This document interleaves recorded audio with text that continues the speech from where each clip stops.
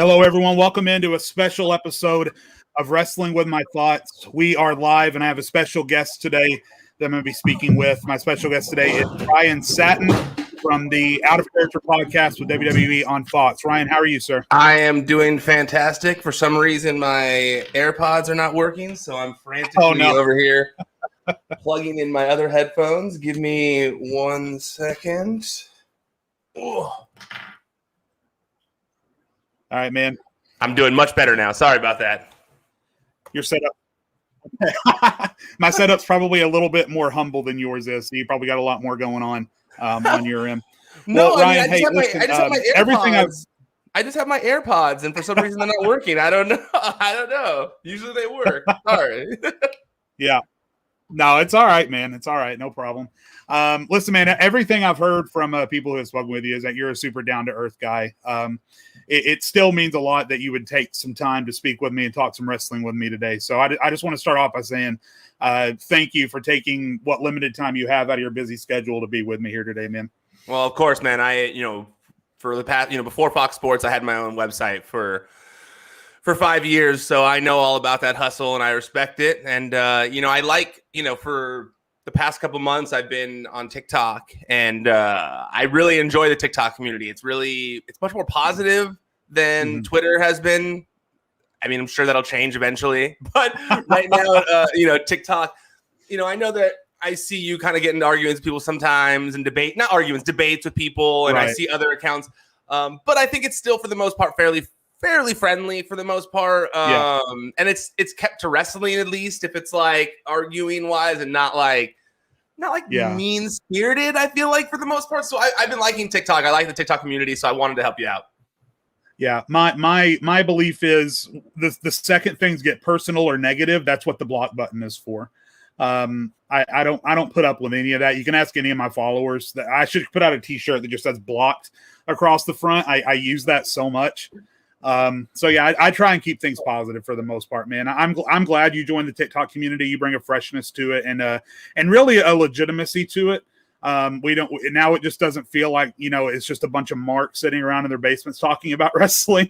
Now we have legitimate people who work in the business that are there right alongside us talking about it. So it's really cool. No, I really enjoy being on there.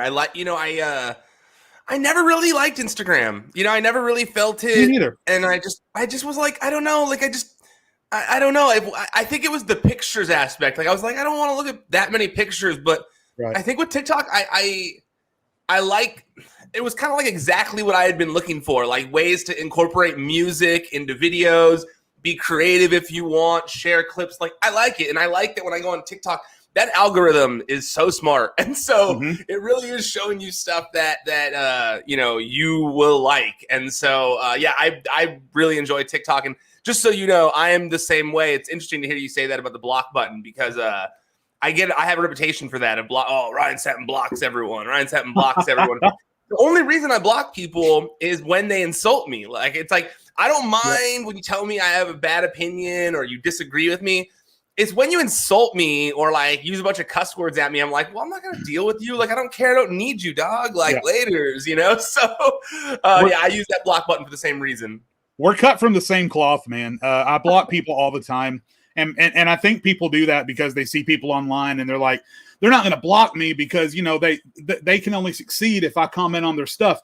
Look, TikTok's not paying my bills, all right? Like, I have another job that pays my bills. If I have to block you on TikTok, I will with no qualms about it. So yeah, but see, I always knew, like, I know that was the thought process, but I always knew deep down inside, and not to sound too cocky, but I was so confident, I'm so confident in my work and my reporting that I'm like, they're still going to read my articles. They're still going to read it, even if I block them.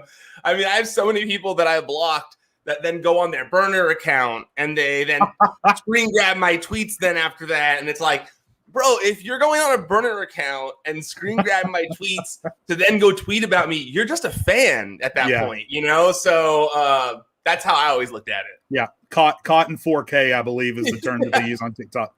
Yeah, very cool. Well, man, speaking of your job, I'm going to go ahead and get right down to it. I know you got limited time today. Got a few questions for you. And then if we have time, there are questions coming in chat. We'll see if we can get to any of those questions if we have time at the end.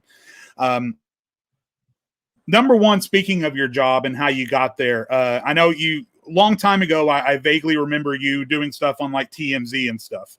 Is that right? Am I mean, that's right? Probably that's where people first started to get to know me. Yes. Okay. So how did that path wind to where you are now? Did you go to Fox? Did Fox come to you, or how did that happen? Well, I mean, with TMZ, I just, when I started on the news desk there, one of the things they told me was to find a niche thing, like find your thing that you want to cover and become the best reporter at it. And I was like, well, I know nobody here on this news desk is watching wrestling. And I know I've been reading wrestling news my entire life. And I was like, on top of that, I know how big the wrestling community is. And I was like, well, man, if I'm going to report on stuff and I get to report on anything I want in the realm of entertainment, I'm going to choose wrestling. And so, it was a long journey at TMZ. I went from, being just a reporter to being a senior producer, to being a senior producer on the website. Sorry, I turned that sound off. To being a senior producer on the website. And then once I did that, I did that for a long time. I broke some of the biggest stories in TMZ's entire existence. But at a certain point, like near the end of it, I really only enjoyed working on the wrestling stories. Like I was just like, man, like I was getting burnt out on talking about just celebrity culture in general. And I was really just enjoying the wrestling stuff. And so when I left TMZ, I had people kind of tell me like, like your voice is kind of missed, and not my voice, because I didn't really have a voice then in the wrestling realm, but it was like your stories are missed. Like we liked the stories that you were doing at TMZ, and it sucks that content's not there anymore. So when I started to do my own website, I was like, you know what, let me try this. And so I for like 3 months did Pro Wrestling Sheet without telling anybody, didn't promote it. I didn't get any traffic from it. I was just trying to see if I could actually maintain doing what I thought would be a cool wrestling website for long enough to where then I'm like, okay, I feel comfortable enough showing this to the public. And then I did. And thank God Pro Wrestling Sheet took off the way it did. And people started to like the content we were doing, bringing a different voice to the wrestling news space. And at a certain point, though, the site got bought out a few years into it. I was working for another entity, and I just kind of felt like I had hit my ceiling as to what I could do with them and pro wrestling, what Pro Wrestling Sheet could do under their direction and guidance, basically. And so that was around the time I'd started doing WWE Backstage. And, the way I had gotten into WWE Backstage was before Collider bought Pro Wrestling Sheet.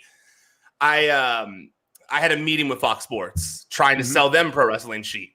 And I had a meeting with a guy named Jacob Ullman, who is a higher up at Fox Sports. Awesome dude. And he basically was like, we're not interested, but I will keep your name in my mind for if there's ever anything going on here that we might need someone of your skills around. And then years later, Backstage came up. Yeah. And they wanted someone who was going to break news on the show. And, I'm a pretty confident guy. And I reached out to them when I had, heard that Backstage was going to be a thing, and was like, hey, if Backstage is going to be a thing, if you guys are doing a wrestling show in LA, I feel like I would be someone, I'd feel mad at myself if I didn't contact you guys and say that I would love to work with you guys again still. Sure. And they were like, all right, come in for an audition. And so, I did the audition. It was one of the craziest things I've ever done. I walk in, it's like all these wrestling legends and me. And I'm like, whoa, what am I doing here? This is crazy. And then thank God I got the job. They were all there for the panel stuff. I was the only one there for the news side of things. But when you walk in, it's still jarring of like, whoa, that's Rey Mysterio sitting right there, And so then thank God I got the job and just made cool with the, just stayed friendly with everybody there.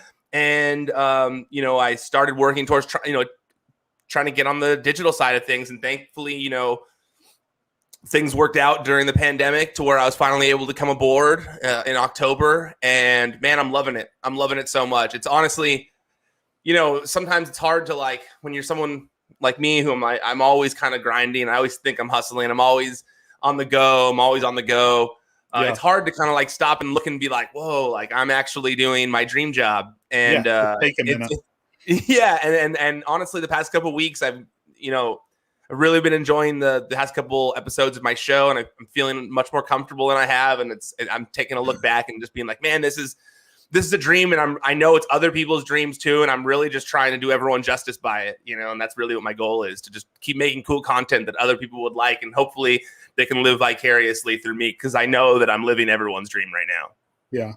That's awesome, man. And you do a great job, dude. Like, it'd be one thing if you were just living your dream, but you sucked at it, right? You're living your dream and you're awesome at what you do, right? There's thousands of professional sports players out there living their dream right now, but they suck. And so it's great to see you not only living your dream, but also everyone appreciates what you're doing, and everyone watches your show and knows that it's quality, and it's awesome, man. Well, one of your guests that you had recently, my favorite guest of yours, was this guy. I don't know if you can see the screen. I can, yeah. I don't know how. Yeah, I don't know how closely you pay attention to my TikTok. I am Dolph Ziggler's biggest fan. Always have been. I have seen the videos. Yes. Yeah. So I would just like to talk about Dolph Ziggler. He's a big topic on my TikTok. Where do you place Dolph Ziggler, in the best way that you can describe this, in the history of WWE, when it's all looked back on with Dolph Ziggler? How would you describe his career if it ended today? That's a tough one. I think that, in my opinion, he's one of those guys that's like one of the most underrated guys on the roster. I've always been a big Dolph Ziggler fan from when he first started doing the hashtag heel stuff to what he's doing now. Like, I've always felt like the fan base kind of gives him what's the word I'm looking for? Like a hard time unnecessarily. I feel like he's a really talented performer. If I have to say what his legacy would be overall, like I would say it would probably be one of the best sellers of all time. Like, I really feel that way. I think, like, I've been doing my show for since April, and in my closing questions, I ask people I ask them who's their favorite person to hit their finishing move on or lock their submission move finisher in, and why.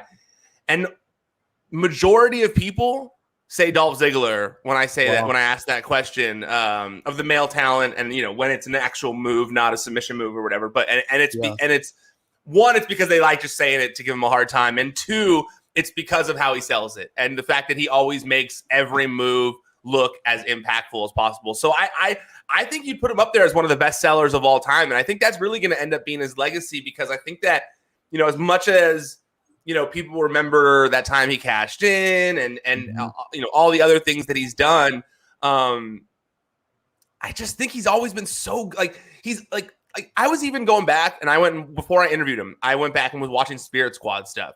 And he was even like good at selling then. Like, I actually feel like the Spirit Squad got a bad rap too for some reason, because like when I was watching that finishing move they used to do when they toss the guy up in the air and throw him down was so cool. I was like, man, I wish someone could steal that now sometime, because it was so cool. So I mean, that's probably what I would say. I would say one of the best sellers of all time. Do you think that he has another title run in him, and do you think WWE has room for that to happen before the end of his career? Because it seems like we're closer to the end than the beginning with him now. Yes to the first question. I absolutely think he has another world title run in him. I think that I've always been one of those guys who said that, like, I would love to see him retooled as like a real serious character, like a Ric Flair-esque, just like so good, limousines, rich dude. I'd love to see all that. So I do think 100% has another world title run in him.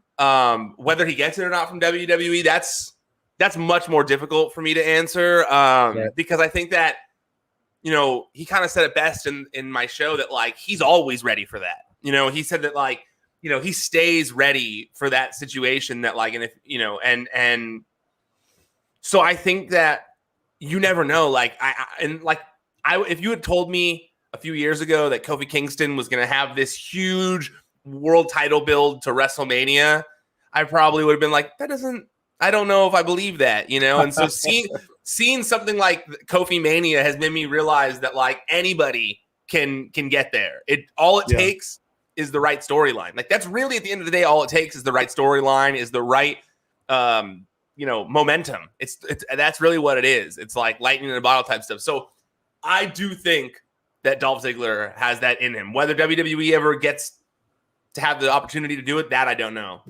Gotcha. All right, man. One thing that I wanted to talk to you about today, this is a big topic on not only my TikTok, but on everyone's TikTok right now in the wrestling talk community, is the status and quality of Monday Night Raw. Now, again, I know that in your job you try and focus on the positives, right? So I'm going to try and spin this question in a way that you're able to do that. Okay. So let's just say that there is someone out there, and it's a pretty safe bet that there's someone out there watching this right now that hasn't watched Raw in weeks or months because the last time they watched it, they didn't enjoy it. If you could pick one or two things about Raw right now that you think, hey, this is a reason for you to tune in, maybe this wrestler or this story or this guy has this potential. If you could sell Raw to somebody to tune in and watch it, how would you do that? It's a little more difficult for me. I mean, Riddle, obviously. Riddle is awesome. Riddle is very entertaining right now. He's probably the most entertaining part of Monday Night Raw. Yeah. But I'm not even going to sugarcoat it. Like, it's not like I disagree with people, I do think Raw could be better, like there are things that can be better about it. I mean, not to be too negative here, but sure. The difference between SmackDown and Raw to me is pretty vast, and I maybe might be a little biased because I work at Fox or whatever, but but NXT is night and day between NXT and Raw. It's just there's a disconnect right now. It feels like it does feel like there's a disconnect. I mean, when you watched this week's Raw, it was only the third show with fans back, and that audience kind of the level of excitement dwindled as the show went compared to SmackDown, where when I was like, there was 15 minutes left of SmackDown, and I was like, dude, this crowd could go another 2 hours and they'd be on fire, and obviously it was the first show back. People were excited, but still, I do think there are issues with Raw right now in terms of just there's a disconnect. I just don't know what it is. Because I feel like, if you on paper, I saw a tweet from Raj Giri from Wrestling Inc. and I felt like it was well worded. I'm not going to say it as good as him, but on paper, if I had told you that on Monday Night Raw this week, you were going to see Goldberg, you were going to see the debut of Karrion Kross, you were going to see Jeff Hardy coming, using no more words again.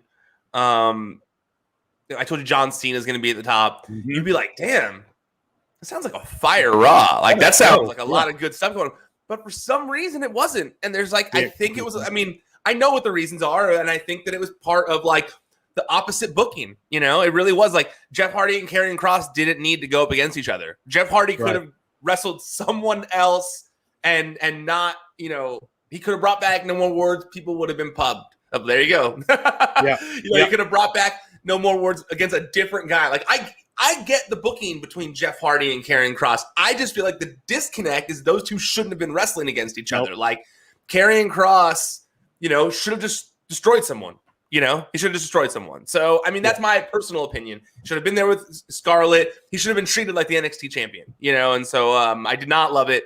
So there's a disconnect, that I do feel like when it comes to Raw, there's a little bit of a disconnect. Now, SmackDown is fire. SmackDown, I feel like every week I'm pumped on it. The matches are great. Talent's, killing it. But there is a disconnect with Raw, so I'm not going to come out here and pretend that I think that everybody should love Raw right now. But I do think that Riddle is is probably the most entertaining aspect of Raw right now.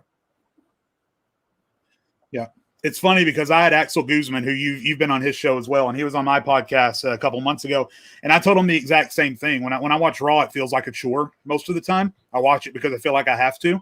But when I watch SmackDown, it's 6:58. I'm down on my couch and I'm ready for it, and there is a disconnect. I'm not sure what the fix is, but I'm hoping that now the fans are back, some of these great ideas that Vince says he's been sitting on for the past 6 months or whatever, I'm hoping those help out. So, yeah. Mm-hmm. So, Ron, I know you only got a few more minutes left with me that we talked about. I would like to see if maybe we can do maybe a quick lightning fire some of the questions we have. Yeah, man. It's all good. We're good. Yeah.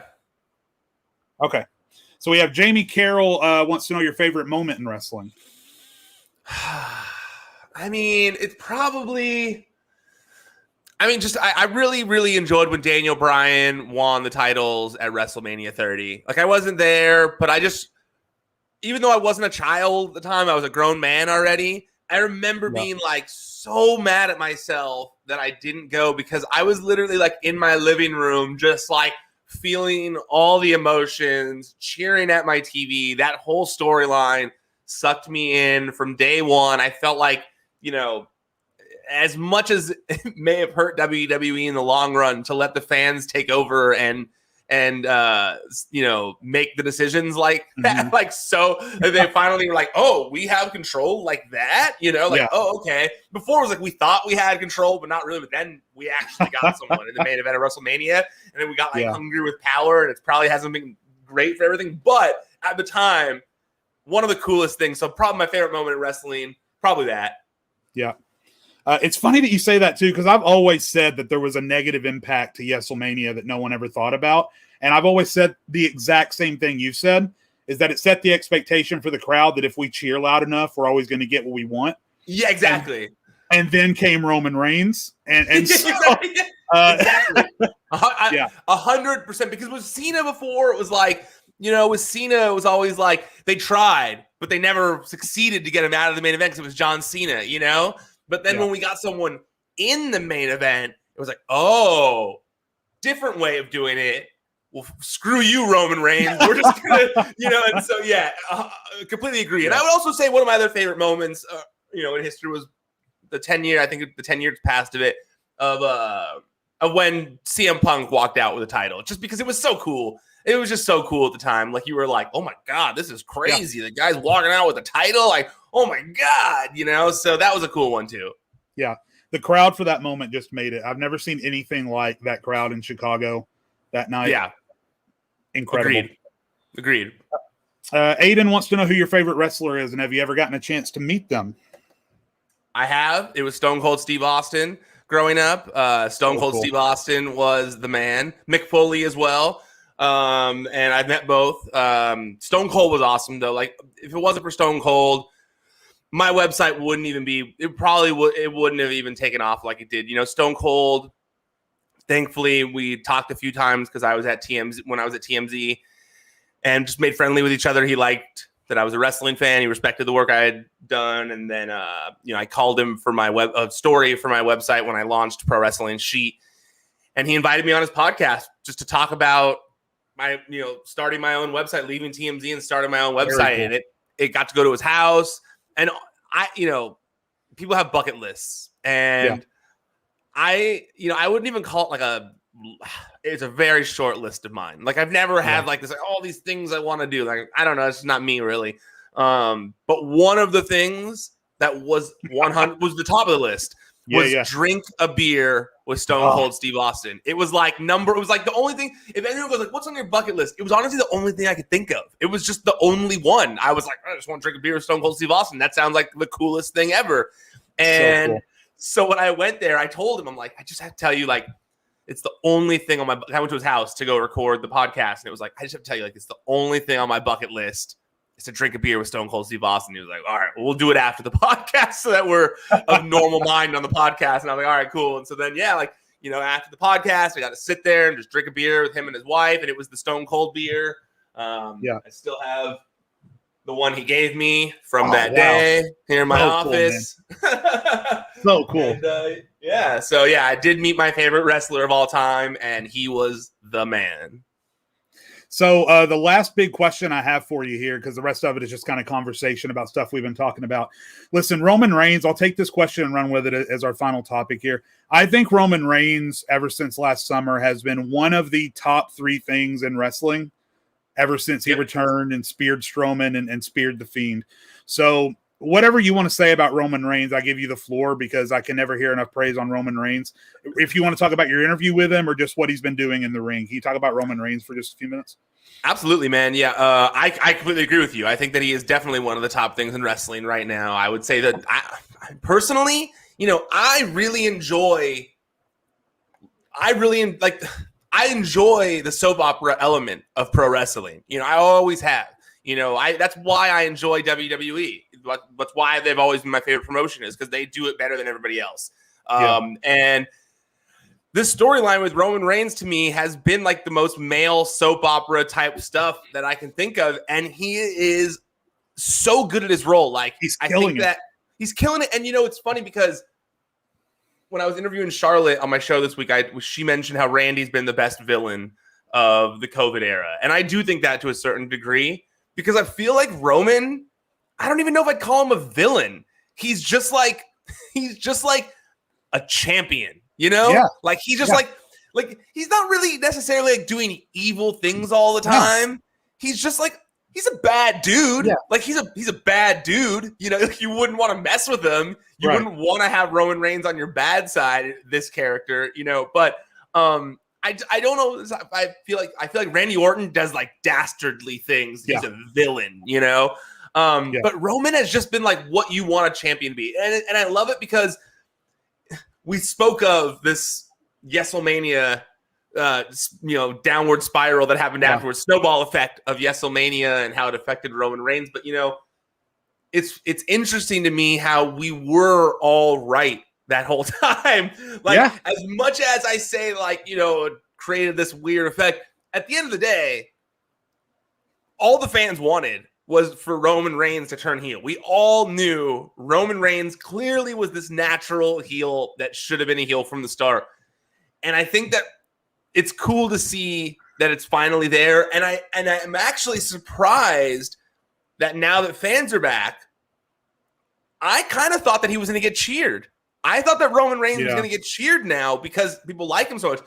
And I like that fans are still booing him. I feel like everyone respects what he's doing. And it's like, all right, we're not going to do this.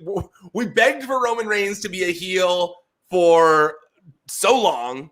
Yeah. Now we're going to finally just accept it. We're going to boo him. Let's treat him like one. Let's treat him like one. Fine. You gave us what we want. And I kind of like that's what's going on. It feels like that's kind of what's going on right now. It was weird. I mean, it's funny to see the audience not doing what you'd expect when they come back. Like Cena, when Cena came back and the guy in the crowd had that sign that said, if Cena returns, we cheer. Yeah. It was like, and he even pointed it out in that promo they put online where he was like, that's like, what bizarro world are we living in? Like, I wasn't expecting that. I had such a big smile on my face, and I had an even bigger smile on my face when SmackDown started. There was this long silence, and then, and there was this cascade of boos. I smiled so big because I was like, Roman deserves this. Like, these are not go away boos that he had for 4 years or whatever. These are, this man is doing a great job, so we are going to boo him like a wrestler. These are mark boos. That's what I call it.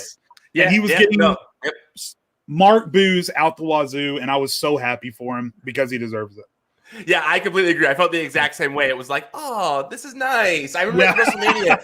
When I went to WrestleMania, that was the first time that fans were back, And when he came out, that was the first time where I was like, all right, I'm expecting everyone to cheer. We've all been waiting for Roman. We could see the head of the table. And he came out, and it was just like a parade of boos. And I was like, oh, it worked. Oh, this is awesome. Like, great. Good job, guys. Like, we're doing it, It's like very cool. Hey, Ryan, listen, I know you got other things you got to be doing, man. I would like you to take a moment to just plug yourself. Where can everyone find you? Because I know you're trying to be more active on social media now. Well, it's at Ryan Satin on TikTok if you are a TikTok person. It's at Ryan Satin everywhere. But what I really want you to do if you've listened to this, please check out my podcast, Out of Character with Ryan Satin. You can find it on all the podcast platforms. You can find it on YouTube, on the WWE on Fox YouTube channel. I'm really proud of the conversation that I had with Charlotte this week. I don't know if you've listened to it, but you might relate to it as well. She had her brother pass away, in 2013.